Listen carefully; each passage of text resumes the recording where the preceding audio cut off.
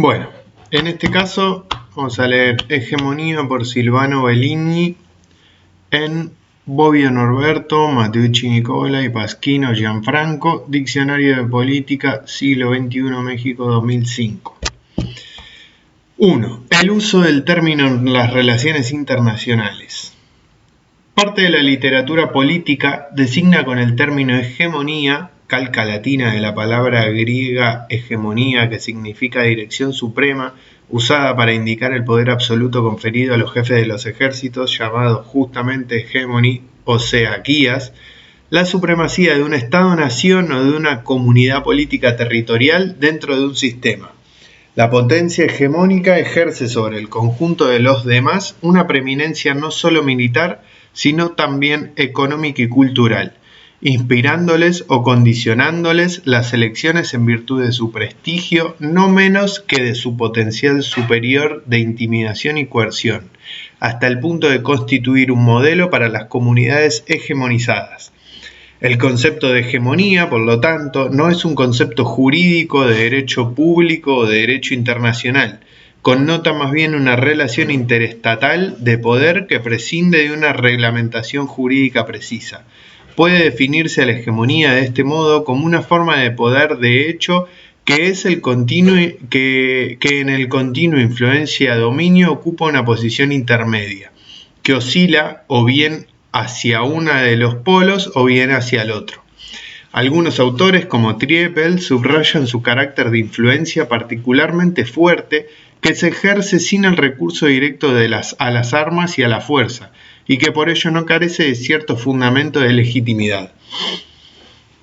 En esta acepción, hegemonía es una subespecie del concepto más general de dirección y se emancipa casi totalmente de su significado originario de supremacía político-militar. Análogo es en el sentido en que se utiliza el concepto en el giobertiano primado moral y civil de los italianos, o sea, en el sentido de superioridad, no legal ni jurídica hablando propiamente, sino de eficacia moral, como primado ético y cultural, fundado no en las Fuerzas Armadas, sino en la tradición y en la historia. Así, para Gioberti, la Italia posterior al Risorgimento puede contraponer su hegemonía al dominio del exterior y Roma, sede histórica del papado, goza de la hegemonía moral en una Italia que tiene en el Piamonte soboyano su brazo armado. Sin embargo, otros autores prefieren mantener el concepto de hegemonía dentro de un significado más cercano al de su etimología, de dominio apoyado en la fuerza de las armas. Tal es el caso de los historiadores alemanes de la tradición que se funda en la doctrina de la ración de Estado, sobre todo Ranke y de Gio, que elevaron la categoría de hegemonía a canon interpretativo básico, colocándola en el centro de su reflexión sobre la historia europea y mundial en antítesis con el concepto de equilibrio, siendo la vocación intrínseca al comportamiento de todo Estado la de una extensión máxima del poder propio.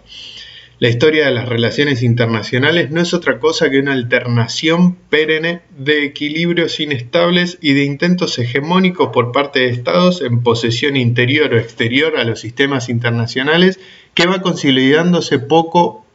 a poco,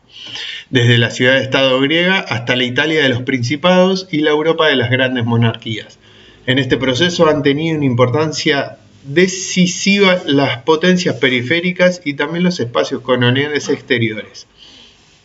Los intentos hegemónicos continuos que se han sucedido en el continente europeo desde Carlos V hasta Hitler se han desvanecido gracias sobre todo a la aportación de las grandes potencias externas en posesión insular o periférica, Inglaterra, Rusia, Estados Unidos, que supieron favorecer vastas coaliciones contra el Estado que amenazaba con imponer su propia hegemonía, determinando así la victoria del principio del equilibrio sobre el de la hegemonía y ampliando progresivamente las dimensiones del sistema internacional. Esa página en este apartado no la tenemos. Dentro de los límites de la acepción político-militar del término, se sitúa del mismo modo la categoría de hegemonismo de derivación china. El hegemonismo consiste en una suma de comportamientos diplomáticos y militares, imputados al social imperialismo de la URSS y de sus satélites, Cuba, Vietnam, con la mirada de modificar el equilibrio mundial y de imponer progresivamente el liderazgo soviético. Como derivado de la generación imperialista de la URSS, el hegemonismo busca sustituir la fuerza de las armas. En el momento del descenso de su prestigio como país, guía en el campo socialista para contraponer a la pérdida de hegemonía una política de poder agresiva y sin principios, cuyo desenlace inevitable, aunque diferible, es la guerra. 2. El uso marxista de la palabra del concepto hegemonía. En los casos recordados antes, el concepto de hegemonía tiene como campo de aplicación el sistema internacional y las relaciones entre los estados. Por otra parte, se habla de hegemonía hoy también, sobre todo, en especial por parte de autores marxistas, pero no solo de ellos, con referencia a las relaciones entre las clases sociales, entre los partidos políticos, a propósito de las instituciones y de los aparatos públicos y privados. También en esta segunda acepción del concepto encontramos la oscilación entre dos significados prevalecientes que ya destacamos a propósito del uso tradicional de él. Un significado tiende a equiparar o incluso a concordar hegemonía con dominio, destacando el aspecto coactivo respecto del persuasivo, la fuerza ante la dirección, la sumisión de quien es hegemonizado respecto de la legitimación del consenso, la dimensión política respecto de la cultura, la dimensión política respecto de la cultural, intelectual y moral.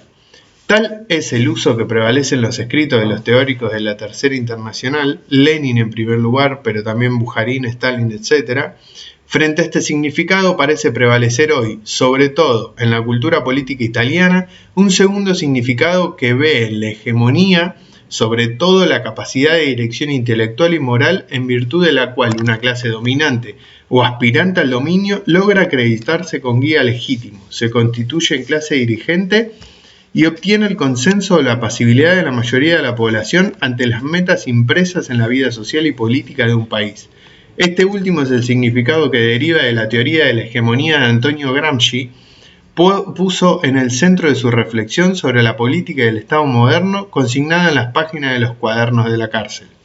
Según Gramsci, en la sociedad clasista, la supremacía de una clase social se ejerce siempre mediante las modalidades complementarias y de hecho integradas por ser analíticamente disociables, del dominio y de la hegemonía.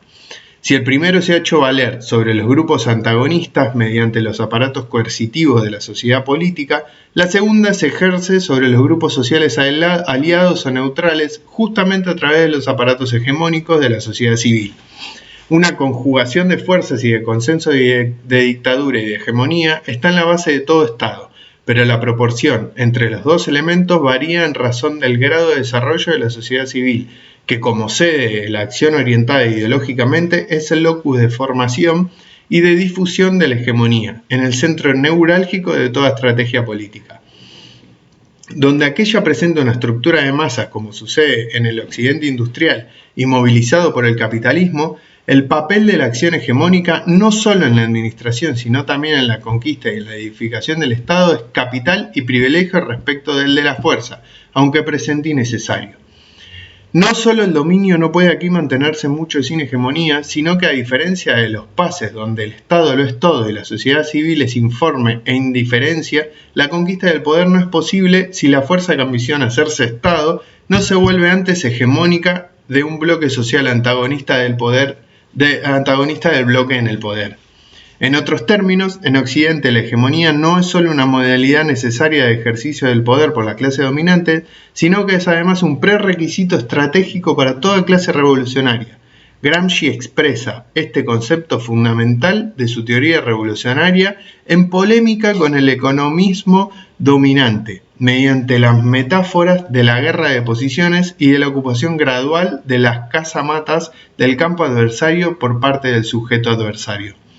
A la luz de este levantamiento teórico se llega a comprender cómo la crisis del Estado en cuanto orgánica tenía como contenido propio una crisis de hegemonía, una pérdida de capacidad de los grupos dominantes por ser también dirigentes, un grave déficit de legitimidad a partir del cual puede madurar el traspaso de una nueva forma de Estado a equilibrios orgánicos más avanzados, como es el caso de la revolución jacobina,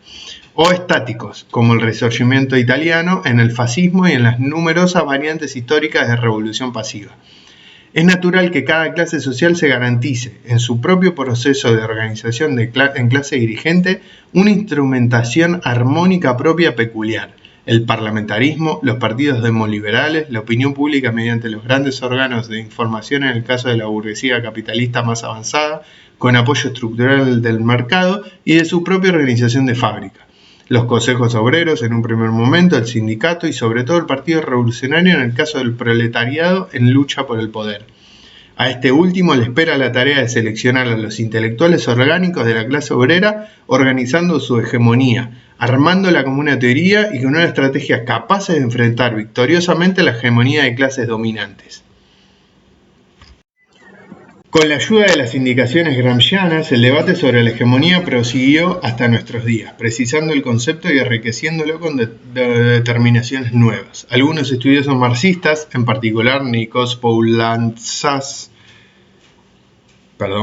ha sostenido la capitalidad de una función hegemónica en el interior del propio bloque en el poder, con el fin de regular las contradicciones entre las distintas clases y fracciones de clases que lo componen. La hegemonía de una clase o de una fracción sobre las demás que componen el bloque de poder dominante determina que cada una renuncia a los intereses propios e inmediatos, económico-corporativos, en favor del interés político, común por la explotación y el dominio sobre las clases subalternas. La hegemonía actúa como principio de unificación de los grupos dominantes y contextualmente de disfraz del dominio de clase. Simétricamente, en el bloque revolucionario entendido como unidad contradictoria entre clases dominadas, la hegemonía indica la constitución política, además del lodo particularismo y corporativismo, del interés de la clase obrera en intereses generales de todos los explotados.